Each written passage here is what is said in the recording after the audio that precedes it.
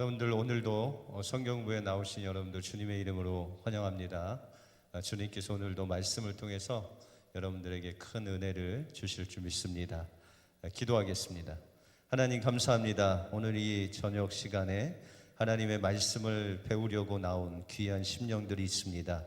주님께서 함께하여 주시고 로마서를 통해서 우리에게 하시고자 하시는 귀한 말씀이 우리 심령 속에 새겨져서 복음이 하나님의 능력이 되게 하시고 또 복음을 통해서 우리의 삶에 하나님의 능력을 체험하는 복된 시간이 될 수 있도록 주님께서 인도하여 주시옵소서. 모든 것 주님께 감사드리오며 예수 그리스도 이름으로 기도하옵나이다. 아멘. 오늘 우리에게 주시는 하나님 말씀은 로마서 15장 1절에서 13절 말씀을 같이 보시겠습니다. 로마서 15장 1절에서 13절 말씀을 우리 한 절씩 교독하시겠습니다. 우리 강한 자가 마땅히 연약한 자의 약점을 담당하고 자기를 기쁘게 하지 아니할 것이라. 우리 각 사람이 이웃을 기쁘게 하되 선을 이루고 덕을 세우도록 할지니라. 그리스도께서 자기를 기쁘게 하지 아니하셨나니 기록된 바 주를 비방하는 자들의 비방이 내게 미쳤나이다 함과 같으니라. 무엇이든지 전에 기록한 바는 우리의 교훈을 위하여 기록된 것이니 우리로 하여금 인내로 또는 성경의 안위로 소망을 가지게 함이니라. 이제 인내와 안위의 하나님이 너희로 그리스도 예수를 본받아 서로 뜻을 같게 하여 주사 한 마음과 한 입으로 하나님 곧 우리 주 예수 그리스도의 아버지께 영광을 돌리게 하려 하노라. 이러므로 그리스도께서 우리를 받아 하나님께 영광을 돌리신 같이 너희도 서로 받으라. 내가 말하노니 그리스도께서 하나님의 진실하심을 위하여 할례의 수종자가 되셨으니 이는 조상들에게 주신 약속들을 경고케 하시고 이방인으로 그 궁휼하심을 인하여 하나님께 영광을 돌리게 하려 하심이라. 기록된 바 이러므로 내가 열방 중에서 주께 감사하고 주의 이름을 찬송하리로다 함과 같으니라. 또 가로되 열방들아 주의 백성과 함께 즐거워하라 하였으며 또 모든 열방들아 주를 찬양하며 모든 백성들아 저를 찬송하라 하였으며 또 이사야가 가로되 이새의 뿌리 곧 열방을 다스리기 위하여 일어나시는 이가 있으리니 열방이 그에게 소망을 두리라 하였느니라. 같이 읽겠습니다. 소망의 하나님이 모든 기쁨과 평강을 믿음 안에서 너희에게 충만케 하사 성령의 능력으로 소망이 넘치게 하시기를 원하노라. 아멘. 오늘 본문은 로마서 15장인데요. 이 15장은 이제 사도 바울이 로마서를 마무리하면서 다시 한번 로마 교회에게 하나님의 말씀을 증거하고 있습니다. 우리가 아담과 하와 이후에 하나님과의 관계가 죄로 인해 깨짐으로 말미암아 하나 되는 것이 어렵게 되었습니다. 이것은 모든 관계에 있어서 하나님과 우리의 관계, 또 가정에서 부부와의 관계, 자녀의 관계, 세상에서 이웃과의 관계, 이 모든 관계에서 하나 되는 것이 참 어려운 그런 상황이 되었다는 것입니다. 이것은 다른 곳에 원인이 있는 것이 아니라 죄로 인해서 우리의 관계가, 하나님과의 관계가 깨지고 또한 하나님께서 주신 그 하나됨, 평강, 하나님께서 주시는 기쁨, 소망, 사랑 안에서 우리가 하나님을 경외해야 되는데 그 모든 것들이 깨졌다라는 것입니다. 그래서 이 죄는 우리를 하나님과 우리 사이를 갈라놓고 단절시킬 뿐만 아니라 우리의 모든 성향을 하나님께서 창조하신 그대로가 아닌 거꾸로 만드는 그런 일들을 합니다. 다시 말해서 하나님께서 원래 우리 인간을 만드실 때 우리 인간의 모습은 제일 먼저 생각하는 것이 무엇이었을까요? 아담이 하나님께서 창조하신 후에 그가 늘 관심을 두고 집중을 하고 순종한 대상이 있는데 그것이 바로 하나님입니다. 하나님께서 나에게 무엇을 원하시는지 늘 하나님 중심으로 아담의 삶은 돌아갔다는 거죠.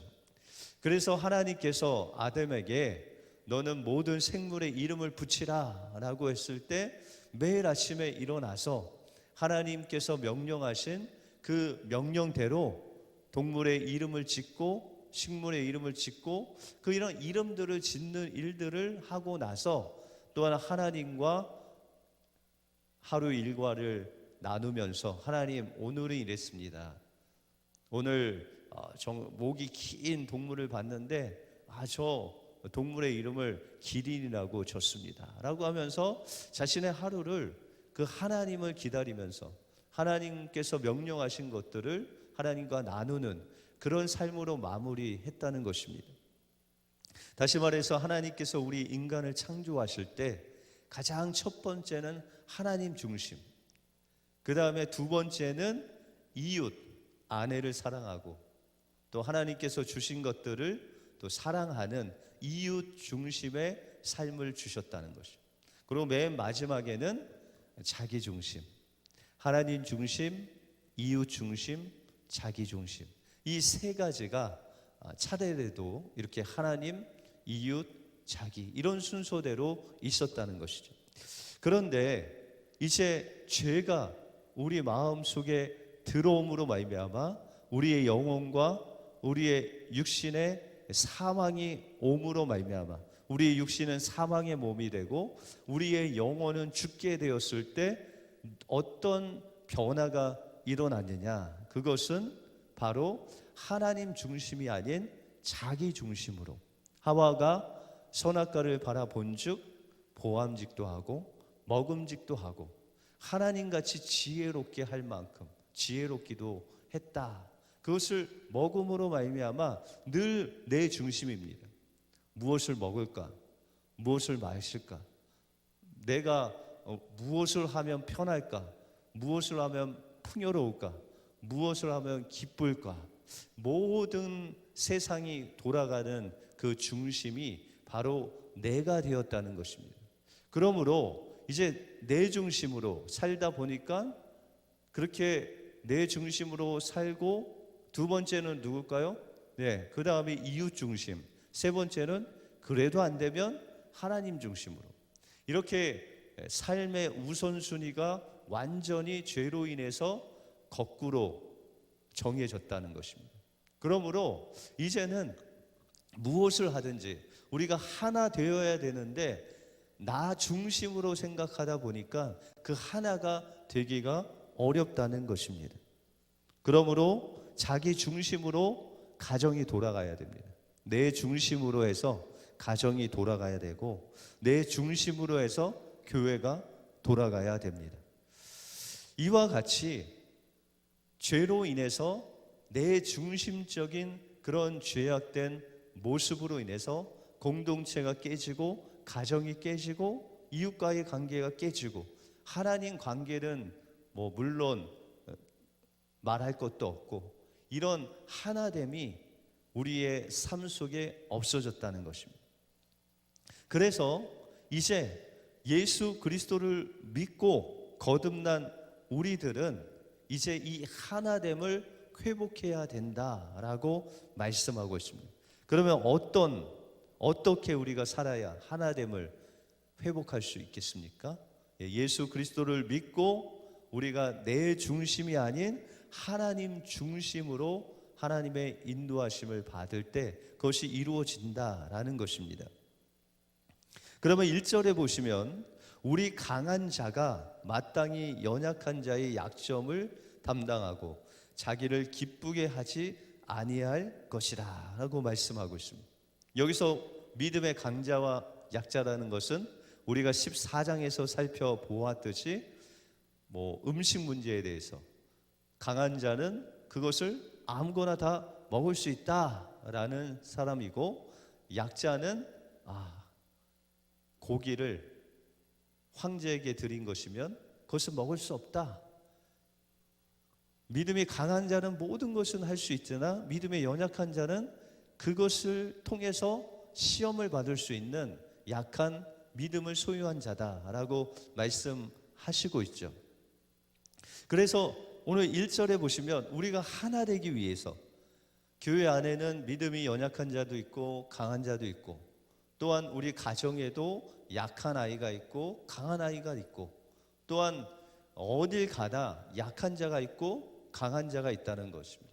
그런데 세상 사람들의 이 강한 자의 논리는 강한 자의 힘으로 짓눌러서 약자를 따라오게 하는 것이라는 것입니다. 여러분들 예를 들어서 우리 교회 성전을 만약에 건축을 한다. 그런데 좀 강한 분들, 오래된 분들의 의견은 이 모든 교회에 있는 모든 색깔은 빨간색으로 해야 된다. 왜요?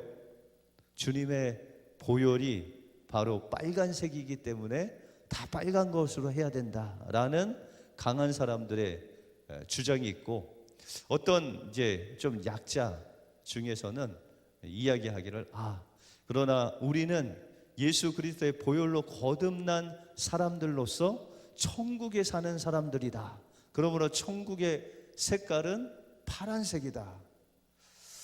그래서 파란색으로 해야 되는데 이 교회 안에서 누가 이길까요?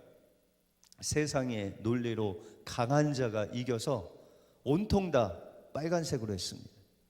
그래서 카페트도 빨간색, 커튼도 빨간색, 페인트도 다 빨간색, 벽돌도 빨간색, 이렇게 했다고 하면 그 교회가 잘 되겠느냐라는 것입니다. 생명이 넘치는 하나님의 교회가 되겠느냐라는 것입니다. 이것이 바로 사도 바울이 지금 이야기하고 있는 핵심입니다. 그러면서 우리 강한 자가 마땅히 연약한 자의 약점을 담당하고 자기를 기쁘게 여기지 말라라고 말씀하고 있습니다. 내 기쁨을 위해서 약자들을 어렵게 짓누르는 그런 세상의 논리로 살지 않고, 우리는 연약한 자들의 그 허물을 우리가 감당하고 그것을 같이 져주고 그를 위해서 기도하는 사람이 되어야 된다라고 말씀하고 있습니다. 로마 교회 안에서도 강자와 약한 자의 그런 헤게모니가 아주 강했습니다. 그래서 유대인들 크리스찬들이 있었고 이방인 크리스찬들이 있었는데, 유대인 크리스찬들은 우리는 나를 지켜야 된다, 그 부정한 것은 먹으면 안 된다, 이런 식으로 계속해서 유대교적인 것들을 계속 강조하고, 이방인들은 아니다, 그것은 이제 주 예수 안에서 다 구약으로 지나가고 우리 예수 그리스도 안에서 자유한 자들이다 라고 하면서 계속해서 내가 강자다, 약자다, 또 그것이 잘됐다, 잘못됐다, 그런 분쟁이 있었다는 것입니다. 그런데 사도 바울은 네가 강자냐? 그러면 약자들의 그 약점을 네가 담당해야 된다라고 그렇게 말씀하고 있습니다. 그래서 2절에 보시면 우리 각 사람이 이웃을 기쁘게 하되 선을 이루고 덕을 세우도록 할지니라 라고 말씀하고 있습니다. 우리 각 사람이 이웃을 기쁘게 해야 된다는 것입니다. 다시 말해서 우리 중심적으로 죄로 인해서 내 중심적으로 이웃을 사랑하기보다는 나를 사랑하고 하나님을 사랑하기보다는 나를 사랑하는 그런 구원받은 삶이 아니라, 우리 구원받는 사람들의 삶은 각 사람이 이웃을 먼저 기쁘게 하고 또 선을 이루고 덕을 세우기 위해서 나의 것을 내려놓고 다른 사람들의 약점을 우리가 짊어져야 된다라고 그렇게 말씀하고 있습니다. 우리가 누가복음에 보시면 나사로와 부자 이야기가 나오죠. 그 부자와 나사로 이야기가 바로 하나님 나라인 그 유대인들의 삶 속에 하나님의 나라가 임재해야 되는데, 그곳에 약자가 강자에게 무시를 당하고 정말 생명의 연명을 할 수 없는 그런 사회로 전락된 유대인들의 모습을 고발하는 모습이 나옵니다. 그래서 여러분들 부자와 나사로의 이야기를 보시면, 거지 나사로는 병들어서 이제 거의 자신의 그 육신, 이 육체도 건사하지 못할 정도로 그렇게 병들어 있습니다. 그런데 부자는 날마다 호화로이 잔치를 베풀었다고 말하고 있습니다. 그런데 이 나사로는 자기 몸을 거의 이제 건사할 수 없어서, 이렇게 움직일 수도 없어서 늘 상 밑에 그냥 앉아서 그냥 부스러기 떨어지는 것을 먹고, 때로는 그 문지방에 앉았을 때 개가 와서 핥았다. 그 헌데 고름이 막 나오는데 그것을 개가 막 핥고 있는데도 개를 이렇게 물리칠 수 있는 힘이 없는 정말 연약한 인생이 바로 나사로였다라고 말하고 있습니다. 그런데 이 부잣집에서는 매일매일 호화로운 파티를 하는데도 불구하고 그 약자인 나사로를 보면서도 그에게 먹을 것 하나 주는 사람 없었고, 그를 정말 안타깝게 여긴 사람이 아무도 없었다라는 것입니다. 이것이 바로 우리 삶의 현장이라는 것입니다. 그런데 우리 교회 안에서는, 또한 우리 믿는 자들 가정 안에서는 이런 일이 있으면 안 된다라고 말씀하고 있는 것입니다. 그죠? 그러면서 우리가 갈라디아서 6장 2절에 보시면 너희가 서로 짐을 지라라고 말씀하고 있죠. 강자는 약한 자의 그 짐을 서로 지라는 것이죠. 이 서로 지라는 것은 주님의 사랑을 실천하라라는 것이에요. 어떤 연약한 사람이 잘못을 했을 때 그것에 대해서 비난하고 정죄하고 그 사람을 무시하는 그런 행동이라기보다는, 예수님께서 마태복음 8장에 보시면은 이사야의 말씀을 통해서 예수님께서 그 십자가를 통해서 우리의 질병, 우리의 연약함을 친히 담당하셨도다라고 그렇게 말씀하시죠. 여러분들, 우리가 왜 연약해졌어요? 우리의 죄로 인해서 눈 멀고 귀가 들리지 않고 보아도 보지 못하는 연약한 인생이 되고, 병이 들고 또한 마음은 부패하고, 이런 죄로 인해서 약해진, 연약해진 우리를 주님께서 친히 오셔서 야, 너 왜 죄 졌냐? 라고 정죄하지 아니하시고, 너 왜 죄를 져서 아프냐? 이렇게 말씀하시지 아니하고, 간음한 여인에게 마지막으로 나도 너를 정죄치 아니한다. 그러나 다시는 죄를 짓지 말라라고 그렇게 권면을 하시죠. 죄로 인해서 우리가 연약해지고 범죄하고 병들고 연약해진 우리의 모습을 예수님께서 친히 십자가에서 담당하시고 그것을 다 끌어안으시고 우리를 대속해 주셨다는 것입니다. 그 예수님을 본받아서 우리도 그 약한 자들의 그 허물과 연약함을 짊어지는 것이 바로 하나님의 뜻이고 우리 믿는 자들이 행해야 할 것이다 라고 말씀하고 있습니다. 여러분들, 성 프란시스코라는 성자가 있죠. 그 성 프란시스코가 하루는 그 수도원에 있는 모든 수사들, 또 거기 있는 훈련생들과 함께 금식을 했다고 합니다. 주님의 고난을 기억하면서 이제 금식을 시작했습니다. 하루가 지나고 이틀이 지나고, 여러분들 금식하면 가장 힘들 때가 며칠일까요? 첫날도 힘들더라고요. 그런데 3일째 되는 날은 정말 미칠 것 같은 그런 배고픔이 몰려옵니다. 예전에 제가 기도원에서 이제 금식을 하는데 이제 하루가 지나고 이틀이 지나고 3일째 되니까 그 기도원에 식당이 있지 않습니까?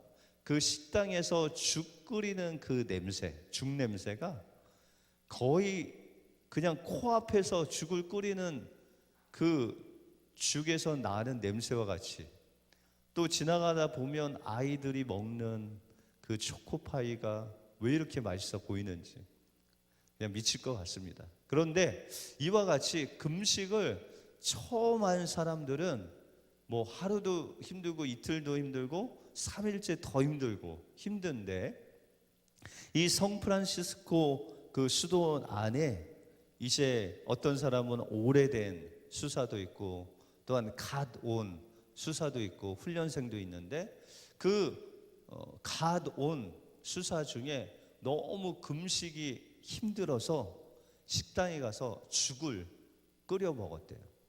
그래서 그 냄새를 이제 죽 냄새가 나서 성 프란시스코가 그 식당에 가 보니까 이제 들어온 지 얼마 안 되는 그 수사가 죽을 먹고 있는 거예요. 여러분들이라면 어떻게 했을까요? 예, 우리는 성자가 아니니까. 그런데 이 성자인 성 프란시스코가 그와 같이 죽을 먹었다는 거예요. 왜 죽을 같이 먹어줬을까요? 그러면 그 주변에 있는 사람은 이 성 프란시스코를 어떻게 봤을까요? 아니, 우리의 스승이자 성자이신 저분이 우리 금식하라고 해놓고 죽을 먹으면 어떡하냐 라고 하면서 비판하고 정죄하고 무시했을 거 아닙니까, 뒤에서? 그런데 그 무시하고 정죄하고 비판하는 것을 다 이 성자 프란시스코가 다 짊어지고 그 연약한 수사의 짐을 같이 져주었다는 거예요. 그러면 이제 갓 들어온 그 수사는 마음의 위로를 얻고, 내가 부족하고 연약하지만 우리 스승인 성 프란시스코도 저렇게 죽을 먹는구나 하면서 위로가 받으면서 실족하지 않고, 성 프란시스코는 비록 그 때문에 비난받고 정죄를 당하지만 그 약한 자를 살리는데 선을 행하고 또한 덕을 세우는 일을 했다는 것입니다. 이것이 바로 예수님께서 우리에게 행하신 성육신, 인카네이션, 그 뜻입니다. 주님께서 하나님의 아들임에도 불구하고 우리를 구원하시기 위해서 인간의 몸으로 이 땅에 오신 그 자체가 바로 우리 죄인들을 위해서 모든 비난, 모든 정죄, 모든 우리의 연약함을 짊어지신 것이에요.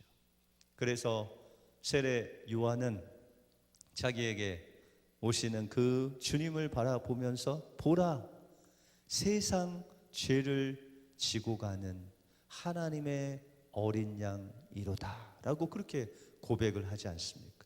이것이 바로 예수님께서 우리와 하나 되기 위해서 우리에게 보여주신 강자가 약자의 모든 약점을 짊어지신 주님의 모습이다라고 말할 수 있다는 것입니다.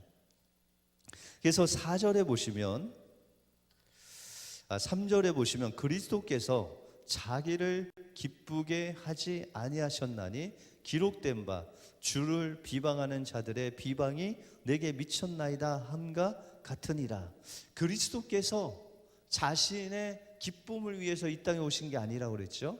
우리의 모든 연약함을 짊어지시고 이 땅에 임하셨죠. 그런데 3절에 보시면 성경 말씀을 통해서 예수님께서 어떻게 자기의 만족을 위해서 살지 않고 하나님의 만족을 위해서 살았는지를 보여주고 있습니다. 기록된 바 주를 비방하는 자들의 비방이 내게 미쳤나이다 함과 같으니라. 이것은 시편 69편 9절에 다윗의 시입니다.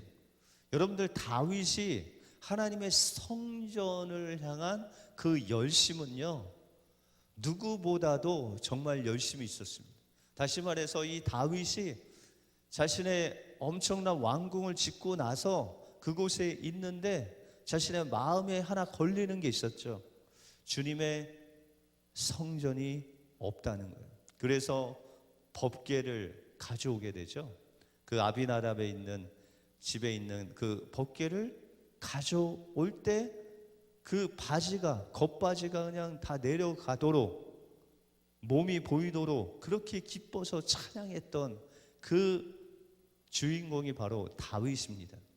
그 다윗이 주님의 성전을 얼마나 사모했는지 모릅니다. 그런데 주님께서도 그러셨어요. 우리가 요한복음에 보시면은 예수님께서 성전에 들어가셔서 그곳에 있는 짐승들 다 책찍으로 내어 쫓고, 또 환전상들의 그 상을 엎으시면서 다 내쫓으면서 이곳은 하나님의 집이다, 이곳은 기도하는 집이다 라고 하면서 성경 기자는 주님의 그 모습, 열심을 보고 주의 전을 사모하는 열심이 나를 삼키리라 라고 그렇게 말씀하고 있습니다. 예수님, 다윗은 자기 중심적으로 산 사람이 아니라 하나님 중심으로 살았습니다. 그러니 하나님 중심으로 살아갈 때 그 연약한 자들의 그 연약함을 짊어질 수 있는 놀라운 은혜가 우리에게 임하게 되는 것입니다. 우리가 주님을 사랑하면 이웃을 사랑할 수밖에 없고, 이웃을 사랑하면 그 연약한 자의 약점을 우리가 감당할 수밖에 없다는 것입니다. 그래서 4절에 보시면 무엇이든지 전에 기록된 바는 우리 교훈을 위하여 기록된 것이니 우리로 하여금 인내로 또는 성경의 안위로 소망을 가지게 함이니라 라고 말씀하고 있습니다. 그러면 강자는, 예수 그리스도를 믿고 하나님을 중심으로 사는 자는 어떻게 살아야 되는가? 하나님의 성경 말씀을 통해서, 예수 그리스도를 보여주신 그 말씀을 통해서 우리가 그 말씀이 바로 예수님을 드러내는 것이고, 또 예수님을 통해서 우리가 어떻게 예수님을 닮아가야 되는지 그 말씀을 쫓아가다 보면 그곳에 소망이 있고 그곳에 안위가 있다라고 그렇게 말씀하고 있습니다. 그래서 5절에 보시면 이제 인내와 안위에 하나님이 너희로 그리스도 예수를 본받아 서로 뜻이 같게 하여 주사. 우리가 하나님의 말씀을 상고하고 그 하나님의 말씀이 우리의 능력이 되어서 그 말씀을 힘입고 나갈 때 세상은 강자가 약자를 짓누르고 너가 다 가져라 라고 하지만 성경은 그렇지 않죠. 너는 너 중심이 아닌 하나님 중심으로 하나님을 사랑하고 이웃을 사랑하고 이웃의 연약함을 너의 연약함으로 알고 도우라 라고 하시는 그 말씀 붙잡고 나갈 때 우리는 인내할 수 있다는 거예요. 거기서 우리에게 용기를 준다는 거예요. 그리고 우리가 이웃을 사랑하고 이웃의 그 연약함을 질 수 있는 그 용기와 권능이 바로 하나님의 말씀을 통해서 우리에게 임하게 된다라고 말씀하고 있습니다. 그렇게 되면 6절에 보시면 한 마음과 한 입으로 하나님 곧 우리 주 예수 그리스도의 아버지께 영광을 돌리라 라고 말씀하고 있죠. 우리가 이제 한 마음과 한 입으로 하나님께 영광을 돌리는 거예요. 우리가 무엇을 하든지, 우리가 먹든지 마시든지 무엇을 하든지 우리는 다 하나님의 영광을 위해서 주님의 그 십자가의 피값 주고 사신받은 하나님의 것이다 라는 거예요. 그러므로 우리는 우리의 모든 것을 통해서 하나님께만 영광을 돌리는 그런 인생이 되어야 된다라고 말씀하고 있습니다. 이러므로 그리스도께서 7절에 보시면 우리를 받아 하나님께 영광을 돌리신 같이 너희도 서로 받으라 라고 말씀하고 있습니다. 그리스도께서 우리를 받았다는 것은 뭐죠? 우리의 연약함을 다 짊어지셨다. 우리를 다 용납하셨다. 사랑할 수 없는 자를 사랑하시고 용서할 수 없는 자를 용서하시고 우리의 모든 그 죄악된 삶을 살아가는 우리의 모든 그 형편을 다 몸으로 채울하시고 그 모든 것을 다 그 어깨에 짊어지셨다. 대속하셨다. 그러므로 말미암아 어떻게 되죠? 하나님께 영광을 돌려. 예수님의 그 십자가 사건을 통해서 누가 영광 받으세요? 하나님이 영광 받으셨어요. 하나님께서 영광 받으실 뿐만 아니라 그 십자가를 통해서 어떻게 됐죠? 예수님도 하늘의 보좌 우편에 앉으시고 또한 모든 인류가 아담으로부터 시작해서 주님이 오시는 그날까지 모든 인류, 그것은 유대인들만이 아니라 믿는 자들만 아니라 모든 인류의 죄악을 다 사하시는 놀라운 구원의 역사를 그 십자가를 통해서 주님이 이루셨다는 것이, 그것이 우리를 받으셨다는 거예요. 그러면 우리가 서로 죄악된 삶 속에서 연약한 이웃들을 우리가 받는다는 것이죠. 우리가 짊어지는다는 것이죠. 갈라디아서 6장에 말씀하신 것 같이 서로 짐을 같이 지는 것이죠. 그 사랑의 법을 통해서 우리가 하나님께 영광을 돌리는 것. 그래서 마태복음에 보시면 너희의 원수도 사랑하라.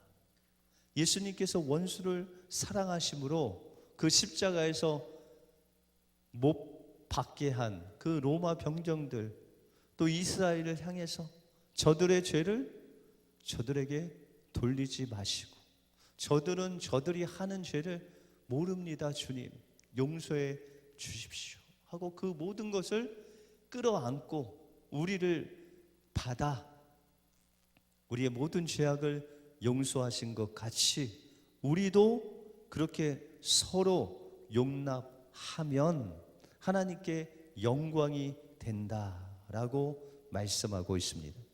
그래서 그리스도께서는 이제 오늘 8절에 보시면 내가 말하노니 그리스도께서 하나님의 진실하심을 위하여 할례의 수종자가 되셨으니 이는 조상들에게 주신 약속을 경고케 하시고라고 말씀하고 있습니다. 예수님께서 이 땅에 오셔서 하나님의 진실하심을 위하여 할례의 수종자가 되었다. 하나님께서 할례를 통해서 이스라엘을 하나님의 백성으로 삼으셨죠. 그와 같이 예수님도 이 땅에 오셔서 그 할례를 받으셨어요. 생후 8일이 되는 그날 유대인의 결례를 따라서 할례를 받았다라고 누가복음에 말씀하시죠. 그런데 이 할례를 받은 것들은 아브라함을 통해서 하나님께서 주신 하나님의 그 말씀의 신실함을 나타내시기 위해서 예수님도 할례를 받으셨다라고 말씀하고 있습니다. 그런데 이 모든 것들 하나님께서 주신 그 언약을 이제 지킴으로 인해서 하나님의 신실하심을 드러낸 것이 유대인들만 위한 것이 아니라 모든 이방인들을 위해서 주님이 할례를 받으시고 또 하나님의 그 명령에 순종하셨다라고 말씀하고 있습니다. 9절에 보시면 이방인으로 그 긍휼하심을 인하여 하나님께 영광을 돌리게 하려 하심이라 기록된 바 이러므로 내가 열방 중에서 주께 감사하고 주의 이름을 찬송하리로다 한가 같으니라 라고 말씀하고 있습니다. 이제 예수님께서 할례 받은 것 그것은 유대인들 뿐만 아니라 이방인들을 긍휼히 여기시기 위해서도 예수님이 할례의 수종자로 하나님의 그 말씀을 이루셨다라고 말씀하고 있습니다.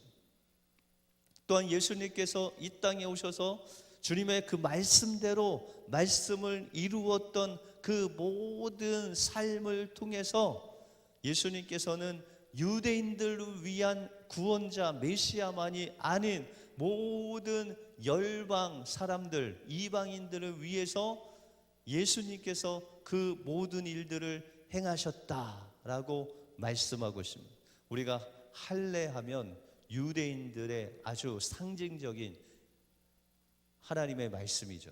그런데 할례 받지 못한 자라는 것은 이방인들을 이야기하죠. 그런데 이 할례 받지 못한 자 이방인들을 위해서도 예수님께서 이 땅에 오셨다라는 것을 계속 말씀하고 있습니다. 10절에 보시면 또 가로되 열방들아 주의 백성과 함께 즐거워하라 라고 말씀하십니다. 또 11절에는 또 모든 열방들아 주를 찬양하며 모든 백성들아 저를 찬송하라 라고 말씀하시면서 이제 분명하게 유대인들을 향해서 말씀하십니다. 12절에 보시면 또 이사야가 가로되 이새의 뿌리 곧 열방을 다스리기 위하여 일어나는 이가 있으리니 열방이 그에게 소망을 두리라. 여러분들 이새의 뿌리 다윗의 왕으로 그 자손으로 오시는 이가 누구시죠? 예수님이십니다. 그 이새의 뿌리 되시는 예수님께서 곧 열방을 다스리기 위하여 유대인들을 위하여가 아니라 모든 열방을 위해서 이 땅에 오셨다라고 말씀하고 있습니다. 그러므로 이 예수님께서 이 땅에 오신 이유는 유대인들 뿐만 아니라 이방인들 모든 백성들이 하나님을 경배하고 감사하고 하나님을 영화롭게 하고 하나님께 영광을 돌리기 위해서 하나님께서 이 땅에 오셨다라고 말씀하고 있습니다. 그러므로 여러분들 우리가 교회 안에서 우리가 예수 그리스도를 믿고 거듭남으로 인해서 우리만 하나님의 자녀가 된 것이 아니라 우리가 자녀가 됨으로 인해서 이제 우리에게 미션이 주어지는데 그것이 바로 우리는 이방인들, 열방들에게 빚진 자가 되어서 그 삶을 나눠주는 그런 삶이 되어야 돼요. 내 자신만이 아닌 다른 사람들 위해서 사는 자가 되어야 된다는 것입니다. 그러므로 교회가 우리 교인들만 즐거워해서는 안 돼요.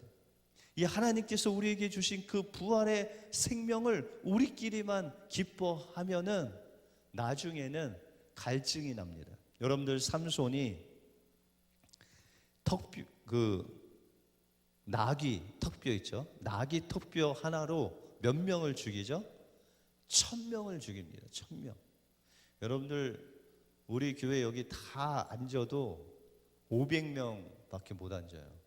근데 이 꽉 찬 사람들이 두 배가 1000명이에요.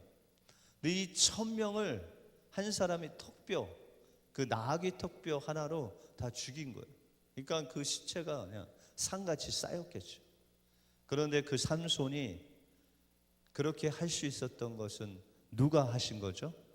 하나님이 함께 하셨고 하나님이 성령을 덧입혀 주셨기 때문에 할 수 있었어요. 그런데 성경에 보면 내가 나귀의 턱뼈로 이만큼 했다라는 것이에요. 그런데 그가 얼마 되지 않아서 어떻게 되죠? 목말라 죽게 돼요.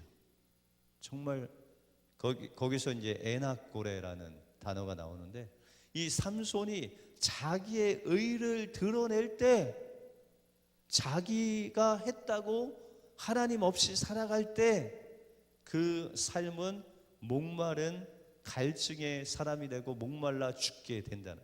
교회가 우리를 드러내고 우리의 기쁨만 누리다 보면 하나님 없는 신앙생활을 하고 하나님 없는 삶을 살게 되면 우리는 갈증이 생기고 목말라 죽게 되는 것이.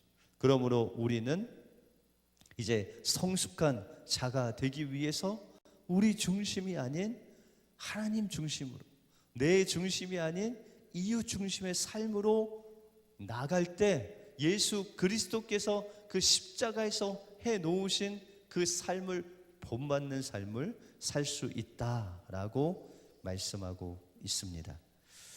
예, 오늘은 또 시간이 많이 가서 여기까지 하겠습니다.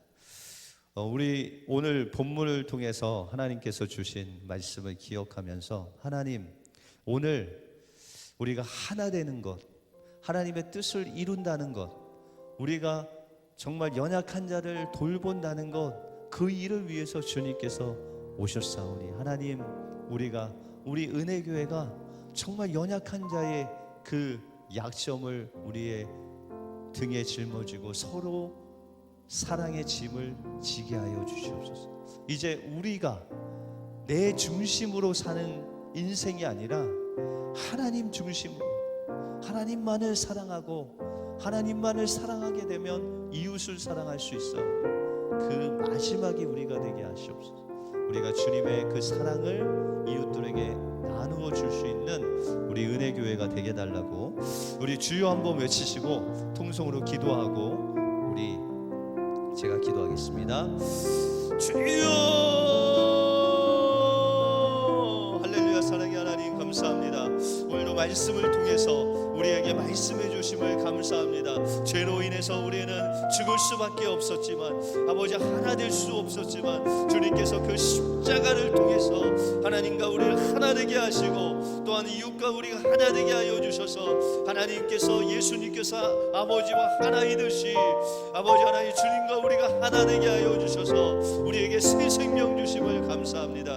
이제 하나님께서 우리에게 주신 그 생명을 가지고 아버지 연약한 자들의 그 약점을 감당하게 하여 주시옵소서. 주님께서 우리의 모든 연약함과 우리의 모든 질병과 죄악을 십자가에 담당하셨다고 말씀해 주셨사오니, 우리도 아버지 하나님 연약한 자들의 그 연약함을 우리의 아버지 어깨에 지고 우리의 십자가를 지고 우리를 부인하고 주님을 따라갈 수 있는 우리 은혜의 모든 성도를 되게 하여 주시옵소서. 우리하여 예수님께서는 정말 주님을 향한 그 열심이 아버지 하나님 그 성전을 정결케 하시고, 또한 아버지 하나님 그들에게 하나님의 진정한 복음을 전하시고 가르치시고 밤새 기도하시면서 그들이 아버지 하나님 정말 암탉이 그 새끼를 모은 것 같이 주님께서 예루살렘을 향해서 통곡하신 것 같이 우리도 아버지 연약한 자를 향해서, 세상을 향해서 그들을 위해서 통곡하며 기도하는 우리 은혜교회가 되게 하시고, 우리끼리만 기쁨을 나눈 것이 아니라, 우리끼리만 잘 되는 것이 아니라 정말 하나님 중심으로, 이웃 중심으로 그 연약한 자를 위해서 그 수많은 우리 선교사님들의 그 연약한 환경 속에서 그 죽어가는 영혼들을 주님께로 인도하는데 우리가 기도하고 쓰임받는 우리 교회 될 수 있도록 주님께서 인도하여 주시옵소서. 주님 감사합니다.